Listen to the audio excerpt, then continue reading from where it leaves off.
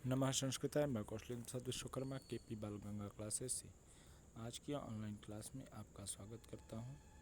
जैसा कि बच्चों, आज के इस अंक में हम लोग कक्षा 10 यूपी बोर्ड संस्कृत में चैप्टर 9 गीतामृतम, जो कि पद्यप्यूषम का 9वां पाठ है, इसके विषय में जानेंगे। सर्वप्रथम इस पाठ का परिचय जानते हुए हम लोग जानते हैं कि इस पाठ में क्या है। तो परिचय के आधार पर देखें तो हम कह सकते हैं कि समस्त उपनिषदों की सारभूत श्रीमद् भगवद गीता भारतीय दर्शन की अमूल्य निधि है। यह महर्षि वेदव्यास द्वारा रचित अनुपम ग्रंथ महाभारत, जिसे पंचम वेद भी माना जाता है, के अंतर्गत 700 श्लोकों का संकलन है। श्री कृष्ण द्वारा अर्जुन को दिया गया निष्काम कर्म करने का उपदेश ही इसका मुख्य प्रतिपाद्य विषय है। श्रीमद् भगवद गीता का एक भी वाक्य सदुपदेश से रहित नहीं है। यह भारत के समस्त आध्यात्मिक ग्रंथों की चरम परिणति है। प्रस्तुत श्लोक श्रीमद् भगवद गीता से ही संग्रहित किए गए हैं। इस पाठ में हम लोग जो पढ़ेंगे वो सारी बातें श्रीमद् भगवद गीता से ही संग्रहित की गई हैं। आइए अब इस पाठ का सारांश थोड़ा जान लेते हैं। इस पाठ का सारांश क्या है। तो श्री कृष्ण अर्जुन को उपदेश देते हुए कहते हैं कि हे अर्जुन, कर्म में ही तुम्हारा अधिकार है, फल की प्राप्ति में नहीं। अतः तुम निरंतर कर्म करते रहो। हे अर्जुन, सफलता और असफलता को एक समान मानकर कर्म करो। ऐसा करने की बुद्धि रखने वाला व्यक्ति ही योगी कहलाता है। जो व्यक्ति सफलता और असफलता में या सफलता और असफलता को एक समान मानकर कर्म करता है, ऐसा करने की बुद्धि रखने वाला व्यक्ति क्या कहलाता है? योगी कहलाता है। कर्म न करने से कर्म करना श्रेष्ठ होता है, क्योंकि बिना कर्म किए तो जीवन ही संभव नहीं। इसलिए अपने निर्धारित कर्म को करो। हे भरतवंशी श्रेष्ठ अर्जुन, लोक कल्याण को चाहने वाले विद्वान तो राग द्वेष से रहित होकर कर्म करते हैं। जो ऐसा नहीं करते वे मूर्ख हैं। प्रकृति से प्राप्त वस्तुओं से संतुष्ट, ईर्ष्या से रहित, सफलता और असफलता को एक समान मानकर कार्य करने वाला और सुख दुख में तटस्थ व्यक्ति सांसारिक बंधनों में नहीं बनता। श्रद्धावान, प्रयत्नशील और इंद्रियों को संयमित रखने वाला मनुष्य ही ज्ञान को प्राप्त कर सकता है और परम शांति को प्राप्त करता है। इसके विपरीत ज्ञानहीन, श्रद्धाहीन और संशय से युक्त मन वाला व्यक्ति न तो इस लोक में और न ही परलोक में सुख शांति को प्राप्त करता है। आगे कहा गया कि हे पांडुपुत्र अर्जुन, जो व्यक्ति तुझे बड़ा मानकर कुसंगति एवं विद्वेष रहित होकर कर्म करता है, वह मुझे प्राप्त कर लेता है। भगवान कृष्ण कहते हैं कि मुझे कौन प्राप्त करता है या मुझे कौन प्राप्त कर पाता है। तो बताते हैं कि जो व्यक्ति मुझे बड़ा मानकर कुसंगति एवं विद्वेष से रहित या द्वेष या ईर्ष्या से रहित होकर कोई भी कर्म करता है, वह मुझे प्राप्त कर लेता है।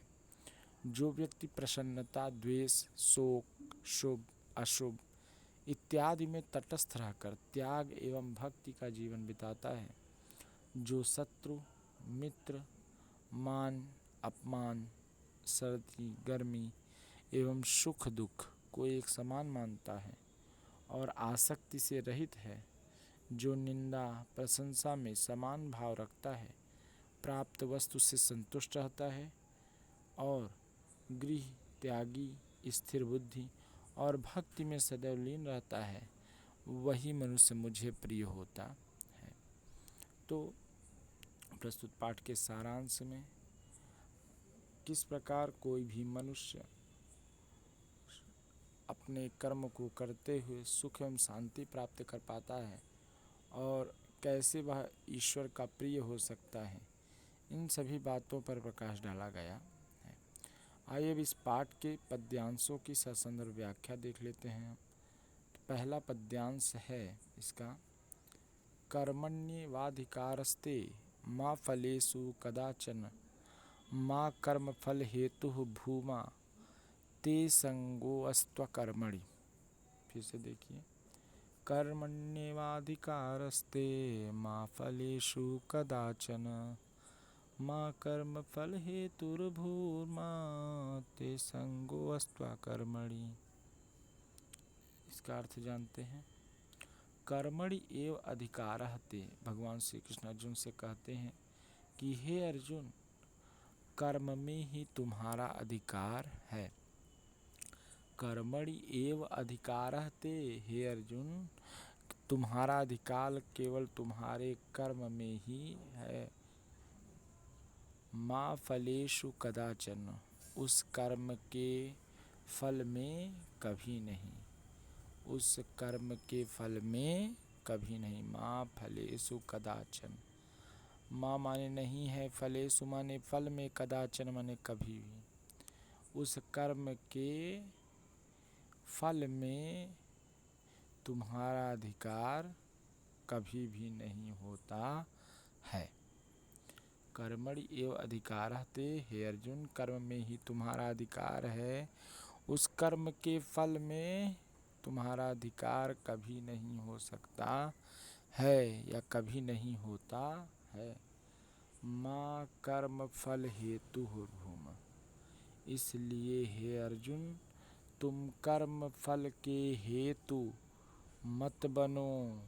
हे अर्जुन, तुम उस कर्म फल के हेतु मत बनो कि जो कर्म तुम करो उस कर्म के फल के कारण के पीछे ही परेशान रहो। कहने का तात्पर्य है कि जो कर्म करो उसके फल के पीछे ज़्यादा न पड़ो कि जो तुमने कर्म किया है उसका फल क्या मिलेगा, उस फल का क्या कारण होगा। ठीक, इसलिए तुम कर्म फल के हेतु मत बनो। ते संगोऽस्त्व अकर्मणि, और अकर्मण्यता की ओर मत बढ़ो। संगः, संगः माने होता है आसक्ति, तो तुम अकर्मण्य होकर, क्या होकर, अकर्मण्य होकर आसक्ति, अकर्मण्यता की आसक्ति को प्राप्त मत हो। ठीक, संदर्भ इसका क्या लिखेंगे। प्रस्तुत पद्यावतरण हमारी पाठ्य पुस्तक संस्कृत पद्य पीयूषम के गीतामृतम शीर्षक पाठ से अवतरित है। प्रस्तुत पद्यांश में भगवान श्री कृष्ण ने अर्जुन को कर्म विषयक ज्ञान प्रदान किया है। प्रस्तुत श्लोक में कर्म की महत्ता को बताते हुए अर्जुन कहते हैं कि हे अर्जुन, तुम्हारा कर्म में ही अधिकार है, उस कर्म के फल में कभी भी नहीं। इसलिए हे अर्जुन, तुम उस कर्म फल के हेतु मत बनो और उस कर्म फल की आसक्ति को ग्रहण करके या आसक्त होकर अकर्मण्यता की ओर आसक्त मत हो। अर्थात उस कर्म फल के हेतु बनकर या उस कर्म फल के लिए होकर अकर्मण्यता की ओर आसक्त मत हो। तो ये है पहला श्लोक। आइए दूसरा श्लोक देखते हैं।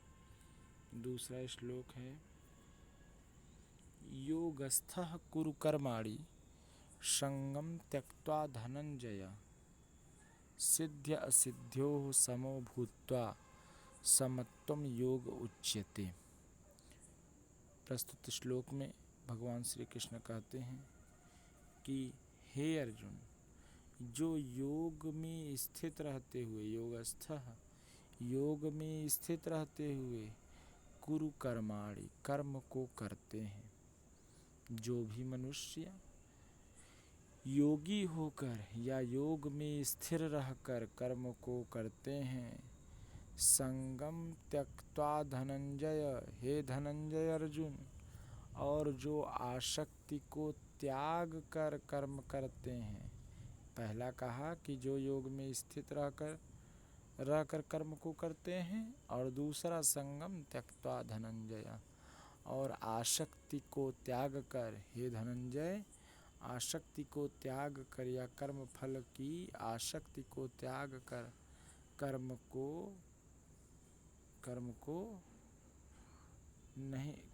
को नहीं करते हैं। ठीक, क्या कहा? संगम त्यक्त्वा धनंजय। संगम माने आसक्ति, त्यक्त्वा माने त्याग कर।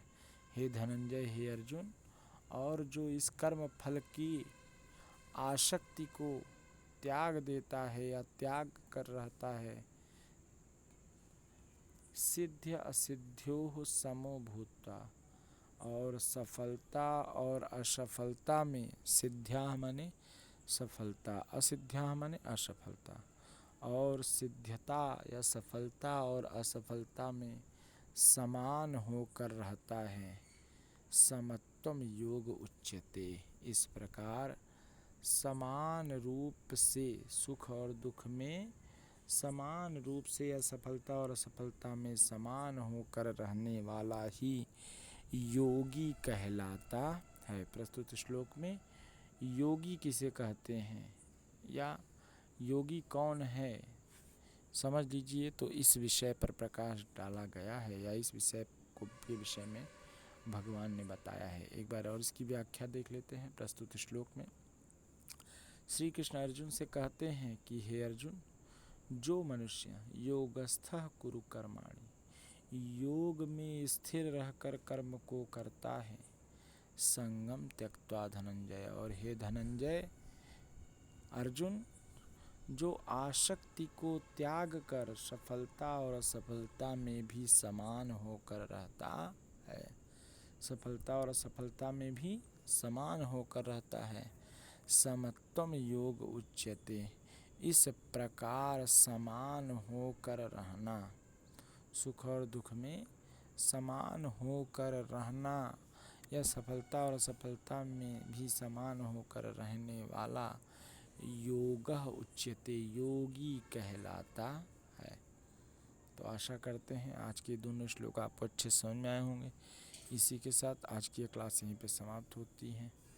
शुभ संस्कृतम।